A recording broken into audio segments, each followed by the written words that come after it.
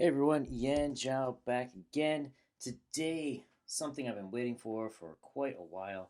Black Tiger Hidden Dragon, the sequel to the last compilation of Black Tiger books. This is by John Hervey.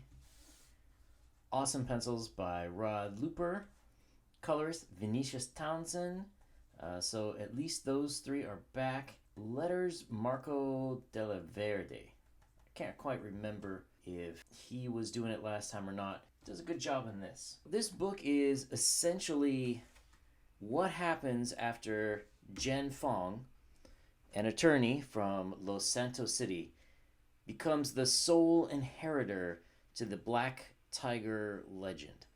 Now, in the last book, we see that her father had died. He was the Black Tiger, and the powers got split between her and her brother. Her brother died in the last issue, so now it's all up to Jen to save Los Santos.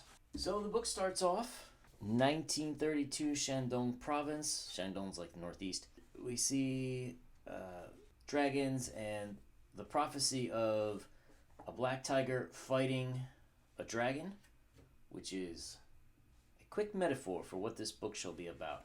We start off with who we think is Jen, the Black Tiger, raiding a facility where metahumans are, where they're kept and being experimented on. But it turns out, no, it's not actually Jen. She says, I am Onryo. Onryo would be something like ghost or vengeful spirit in Japanese. And then we see what's up with Jen. So one of my questions for the previous Black Tiger was, what's up with the metahumans?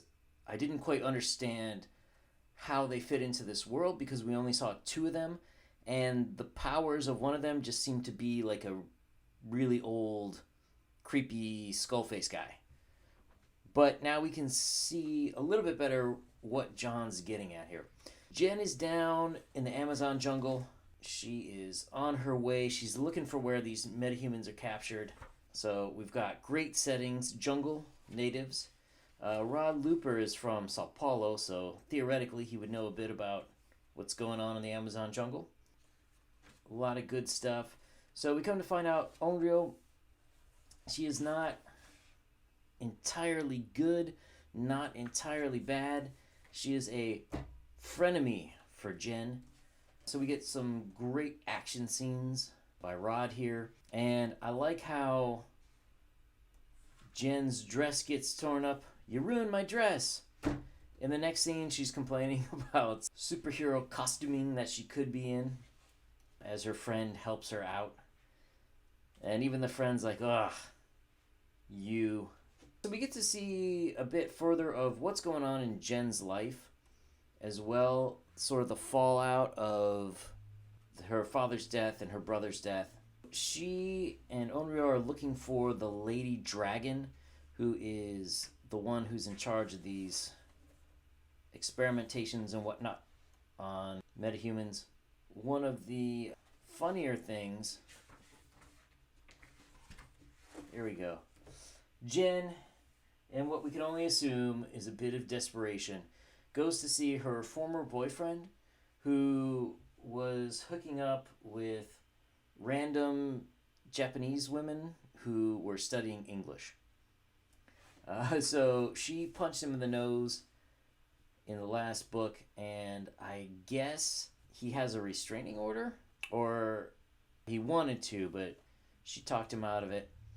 I just kind of wonder, like, what's this girl's deal? Like, are you cool with crazy exes coming around? Now, if I had one thing that I wish in this scene Jen had been drunk. Like she was drunk dialing him, trying to get to him. This is still bad anyways. She's got a pretty low point. And we see her, she actually turns to prayer.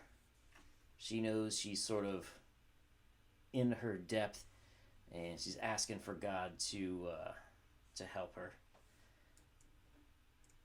So we continue on, and then we have one of the greatest pages that I've seen in recent comic history. The dragon in the mall. It's fantastic. One page, so many things going on. I don't know how long this took Rod to draw. But we go on, and we end up kind of with the ladies splitting their ways.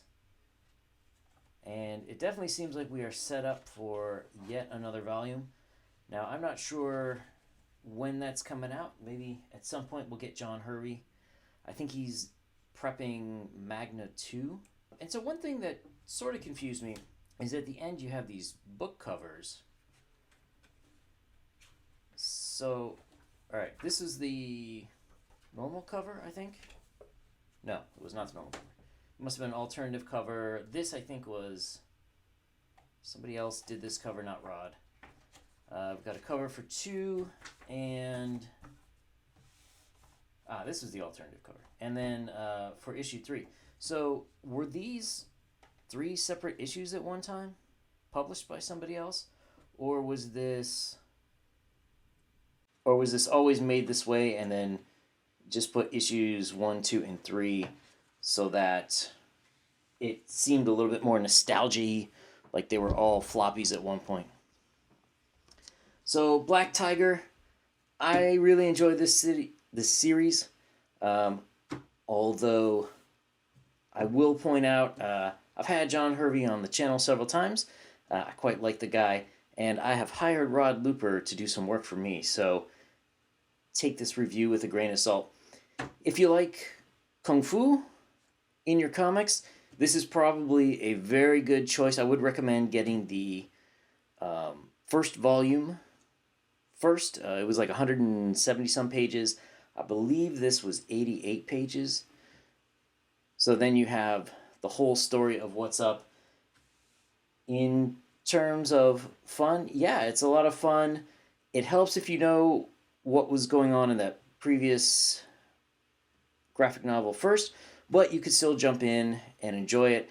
The art's fantastic. The coloring's not bad. I enjoyed it. Nothing came at me as, wrong or inefficient. Even just looking at these pages, I can see foreground, middle ground, background, so it's definitely competently done. I think Black Tiger is still available. If it is, there will be a link down below in the description. So if you like these kind of books, I highly recommend you pick it up while you can. If you like this review, give this video a thumbs up, subscribe. We'll have a lot more comic reviews coming soon, and leave a comment down below.